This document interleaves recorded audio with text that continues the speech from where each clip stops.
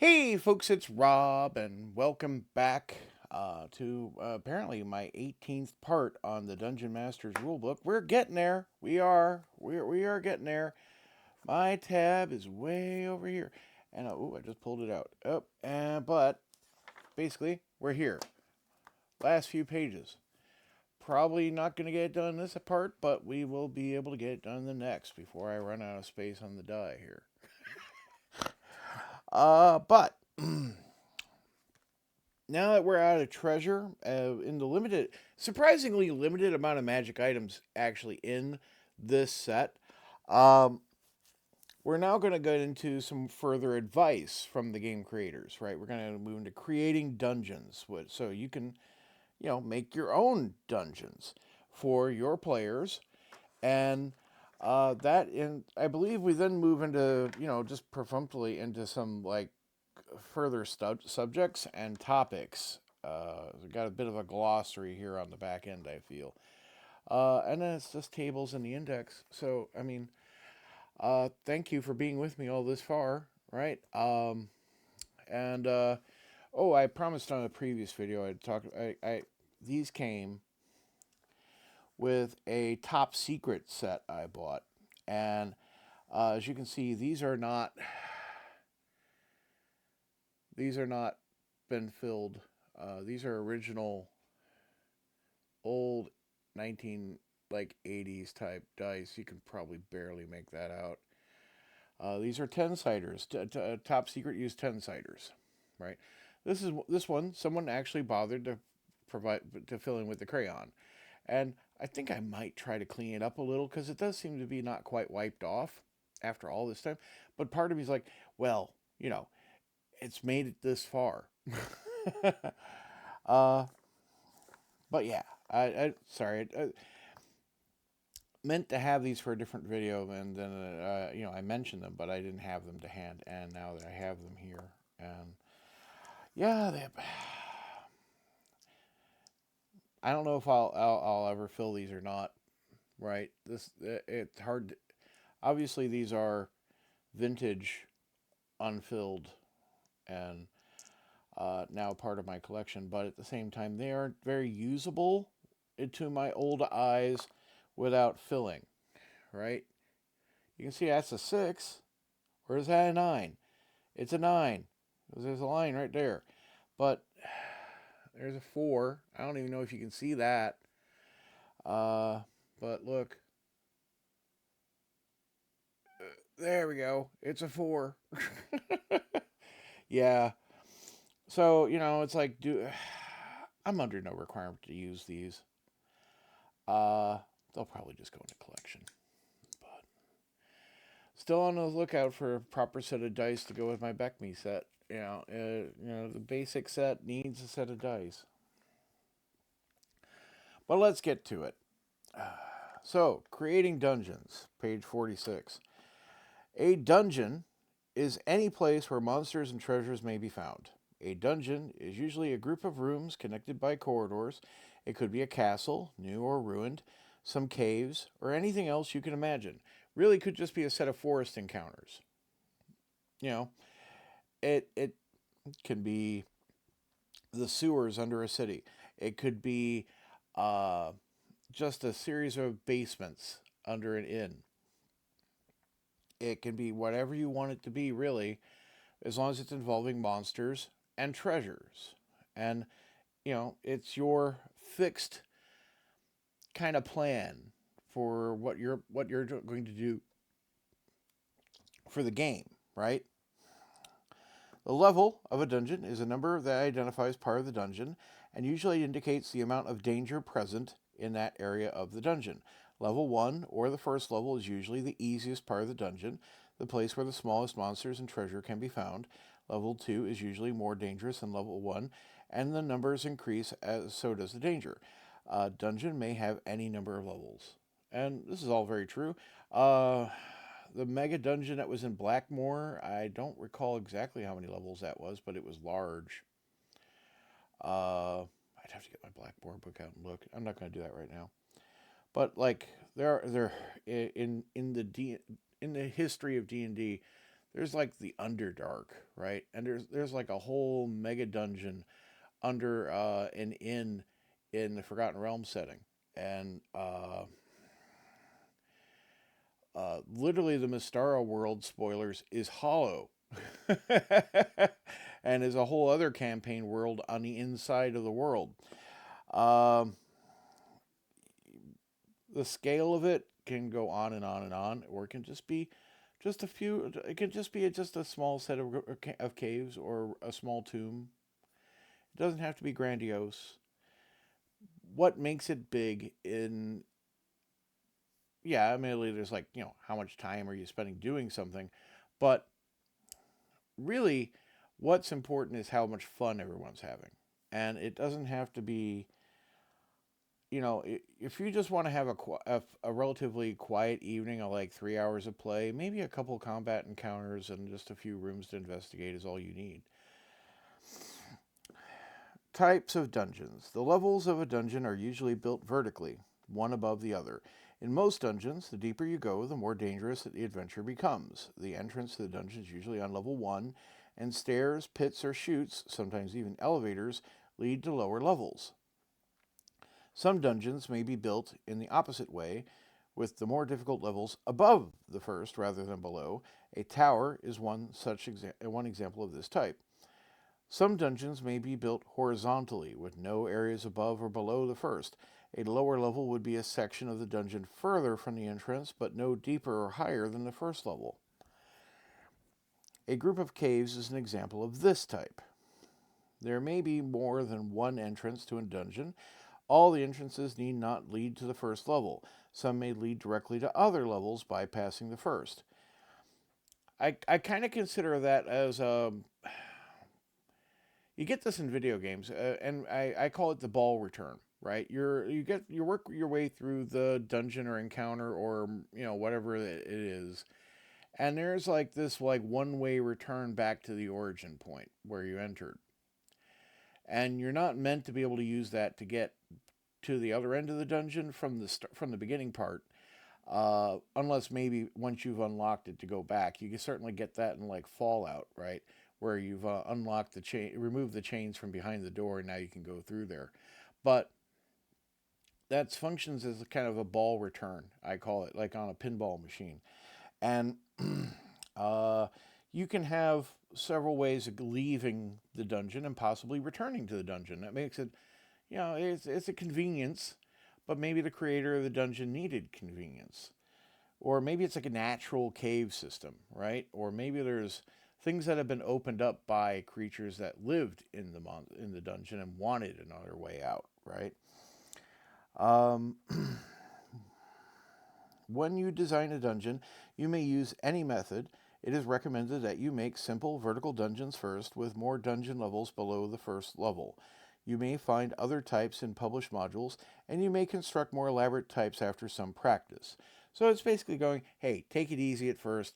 Maybe just do some level on level action. You can just like have a level 1, 2, 3, right? And that'll be fine. You don't you don't need to get crazy to start with. Just like dip your toe in and get started. Good and bad dungeons. You could design a dungeon simply by drawing a group of circles and squares for rooms, connecting them with lines for corridors, and making a list of monsters and treasures to be found. But this random design is not a good dungeon. A good dungeon is reasonable.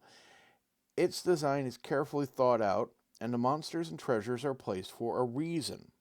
Now, you can do random assignment, and we kind of call that the monster hotel, uh, or a fun house kind of dungeon, where basically every room contains something in it, and it could be a puzzle, it could be a trap, it could just be the monsters live in these different rooms, and they don't have nothing to do with each other, and there's no ecosystem to it, right? And this is a game and a fantasy setting. It doesn't have to make any more sense than you want it to make sense, as long as your players are buying into it. Uh, but this is saying here, don't do that, right? Although, I mean, well, I will say there are definitely published modules that are like that, but uh, they tend to be older, honestly. A good dungeon is reasonable. It's designed carefully thought out, and its monsters and treasures are placed for a reason. A good dungeon is more than just a place to meet monsters. It provides entertainment, puzzles, and clues, and fits together in a meaningful way. In a good dungeon, the players gain a sense of achievement, of successfully meeting a challenge of some kind. Even a random dungeon could be a good dungeon if the monsters within it were selected and placed carefully. Randomly drawn caves would give a disorganized design of rooms and corridors, but could be a good dungeon if occupied only by cave dwellers, such as animals, normal and giant, and human like monster tribes, such as goblins.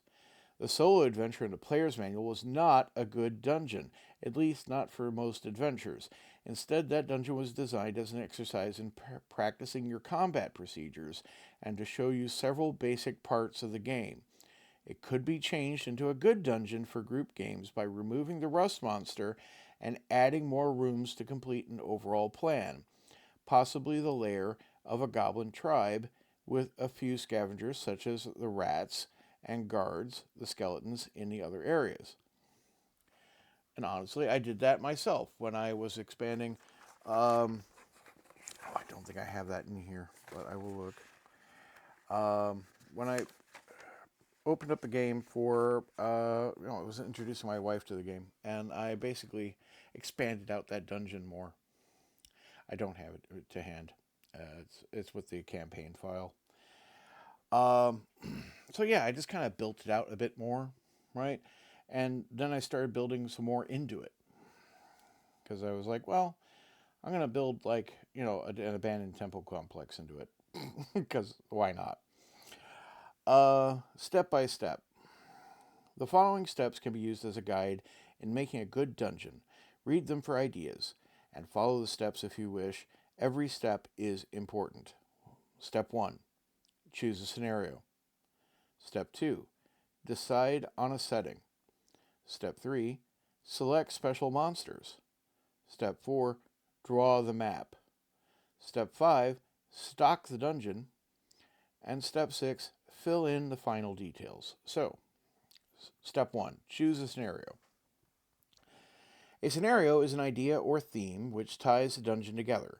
The entire dungeon should fit the scenario. A good scenario gives players a reason for adventuring and keeps the adventure consistent and logical. The monster and treasures are placed later based on the scenario used. In short, the scenario affects everything in the dungeon. A scenario can be anything you can imagine. Some examples are given and explained below. So, here are some freebie ideas. Exploring the unknown. The party is hired to map unknown territory. The area might once have been a familiar but is now overrun or destroyed. A strange tower might mysteriously appear overnight in a familiar area. Example, TSR's dungeon modules B1 and B3. Investigating an enemy outpost. The enemies, possibly chaotic monsters, are invading the realm of man. Characters must enter an enemy outpost, find the strength and plans of the invaders, and destroy them if possible. Example, TSR Adventure Module B2. I guess we're going to be doing a bit of sales patter here. Recovering ruins. The party is scouting an old village before permanent settlers move in. The ruins may have been overrun by a certain type of monster who must be driven off or slain. The ruins could even be underneath or part of a thriving town. Destroying an ancient evil. The evil is a monster or NPC, but the exact type is not known. It may have been deeply buried and reawakened by recent digging, exploring, and so forth. Visiting a lost shrine. To remove a curse or recover a small item, the party must travel to a shrine which has been lost for ages. They have only a rough idea of its location and may have to consult an oracle or seer during the trip. Fulfilling a quest. A king or other powerful NPC assigns an epic task to a character or party. It may involve the recovery of a valuable or powerful object. Now, it's a bit grandiose, but when you're starting out, also quest givers can just be like Bob Hovigan who runs the inn, right? And he wants you to go and look after some missing people, or needs you to guard an outbound caravan, right? Um, quests are everywhere. They were not familiar with the people in the 80s. You, in the modern day, it being 2024, probably have an idea what a quest is. Escaping from enemies. The characters have been captured. They must escape from their cells deep within the dungeon. Be sure to make escape and the recovery of some equipment if possible, though not easy. So, don't give them put them in as prisoners at the bottom of the dungeon and make it impossible to get out. Fair. Maybe don't railroad your players that way, though. I don't know. Maybe it's the consequences of their own actions, right? Uh, Rescuing prisoners. Valuable or important persons are being held prisoner by an evil group, bandits, orcs, a magic user with allies, etc. The party may be hired or may simply be seeking an announced reward. The party may be guards or for a person negotiating the ransom demands. Another thing about the prisoner thing is that this is a great way to, if you have slavers in your setting, to really get the party to really dislike the slaver group. Because you can just have them captured by slavers, right? Um, and this can also be for rescuing prisoners. You're rescuing slaves, right? Nothing like slavers for some evil people. No one's going to go, oh no, don't kill the slavers. um, Using a magic portal. A magic portal is a device which magically sends creatures from one place to another. It may be a door into another dimension or world and could become the point of invasion from the far place. It could simply be a way to force the party into a secret part of the dungeon. Party might be on a mission to destroy the portal or might be hired to reopen or find a closed or lost portal. The portal may be known or a secret and may operate both ways or one way only. Now you're thinking with portals. Yeah. Yeah, no, I mean, it's a tropey thing to do, but it's definitely something you can do. And can, even be interesting if you do it right. Finding a lost race. The characters find a long lost race that was once human, but has lived underground so long that many changes have occurred. Change of color, animal habits, infravision, etc. The details of the lost race must be invented carefully, and hopefully not weirdly, right? Um, Paraphilia generally doesn't have a lot of place to play in this game unless all your players are on board with it. Please don't do that. Decide on a setting. So, that was step 2. We're moving directly into decide on a setting now. You do not yet have to make a full map of the dungeon, but you should decide how the area will generally look. After choosing a general type, some are given below, make notes on any specific ideas you have for special rooms or areas. So it suggests castle or tower, caves or cavern, abandoned mine, crypt or tomb, ancient temple, or stronghold or town. And it would say, like I said before, sewer, uh, forest, you know. You can be quite creative with what you want to do. I certainly ran the first adventure I ran in the modern era was basically an abandoned windmill that was going to be recovered. They wanted to clear the infestations and make it such that it'd be suitable for repair, and that was the quest, right? Given by the innkeeper. 3. Select special monsters. You should select and not roll at random some special monsters based on the scenario. You may create new monsters if desired. For example, if the scenario is recovering ruins in a ruined town setting, you might place a few hobgoblin lairs, 15 to 20 creatures in each, plus their pets and friends such as special monsters. The rest of the ruins could be filled randomly. The entire dungeon could be used for several adventures. Yeah, if you're going to place several hobgoblin lairs, I imagine that's going to be more than one adventure, and probably, your party's going to be if they're going to fight 15 to 20 hobgoblins at once, I would suggest having at least, a few party members of more than just first level. 4. Draw the map. Using graph paper and a pencil, draw a map of the dungeon. First, select a scale. The scale of the map is the number of feet, length, and area represented by one square on the paper. A common scale is 1 square equals 10 foot by 10 foot area. And yep, that's classic. For outdoor areas like the ruins mentioned above, a 20 foot by 20 foot map square is common. And some detailed indoor areas use 5 foot by 5 foot squares, but any scale may be used. Once you've established a scale for a map, stick with it, obviously. You can have multiple scales on multiple maps, but to keep on any given page, have that be the scale. Okay?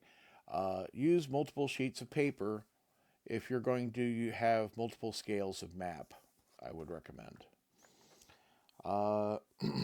Sides. Even if it's just for your own use, clarity is very useful. Second, draw the overall shape of the dungeon based on the setting. For caves, no exact shape is needed. You could simply draw a line for the outer edge, break it up with a few entrances, and fill the rest of the map paper with rooms and corridors. For a tower, however, you must decide on a size and shape before continuing. So, like with the windmill I had a larger floor, right? And then I had like a kind of a tower that the that the windmill was built off of, right? You had the actual vanes of the windmill, and they have to clear the ground, and so they have to be high enough off the ground for the axle, and that as a transmission that goes down the tower to the bottom to the mill room, right, which is down in the bottom, and that dictated a lot of the shape and size of various rooms on the tower, right? And once I had the lower level, it's like, oh, okay, the upper rooms can't be larger than this section, and so and then you just have as many floors as you actually think you want to have, and think about how tall the whole thing would be in that case, right? Some sections of the map may be left blank to be filled in later. Standard symbols used in mapping to represent doors, stairs, traps, and other features are given on the inside front cover. You can get several ideas for dungeon design just from looking at them. All right, so remember that's over here. There's the key again. You can see we got door, double door, secret door, one-way door, false door, revolving door, concealed door, archway door, open doorway, portcullis or bars, trap door in ceiling, trap door in the floor, secret trap door. It goes on. I'm not going to read all of them, but this is a good key, honestly, and you can expand on it if you want, or come up with your own. That's okay too. No one's going to go and don't do that, as long as you have the key. If someone needs to refer to it, or you can recall if it's just for your use, whatever works. 5. Stock the dungeon. The process of placing the monsters, traps, and treasures into the dungeon is called stocking the dungeon. First, place the special monsters in their areas along with their treasures. Now, in my case, I knew in the mill I've been talking about as an example, I had the idea I was going to use some sturges as the main thing that was like in there that they need to get rid of, right? That's why the commoners didn't want to go there and deal with this themselves, why they wanted to hire some adventurers, because sturges are kind of dangerous. They're like nasty bird-like mosquitoes that just suck your blood and kill you. And boy, howdy, did they die repeatedly. But, yeah, it also has to do with your encounter balancing, right? Uh, the economy of attacks is based on the number of players that you have, and the number of monsters that you have needs to be in relation to that. It's easy enough for your even low level party members to fend off weak monsters with low attacks if they have decent armor, but even if they don't, if you have multiple monsters per player, it can get difficult for them to deal with. Because all you need is really one or two good lucky hits, and the players are down if you only have a couple players. If you have a larger party, when this game is geared towards you having 5 to 10 players, honestly, then it's less of a problem. Survivors generally will hang on and can make you could have the opportunity if you have enough hit points to fall back and retreat behind healthy players, but try not to overstock the dungeon, I guess, is the point I'm trying to state here. So, first place the special monsters in their areas along with their treasures. Then you may either select other creatures or roll them at random using either the Wandering Monster tables inside the back cover or list of your own. To randomly determine the contents of rooms, you may use the system explained on the following pages. And I would say you don't even have to use randomly determined monsters if you don't want to. If you're just like, you know what, I'm putting goblins here and I'm putting rats here, that's fine. You're the DM. You could do that. So, 6.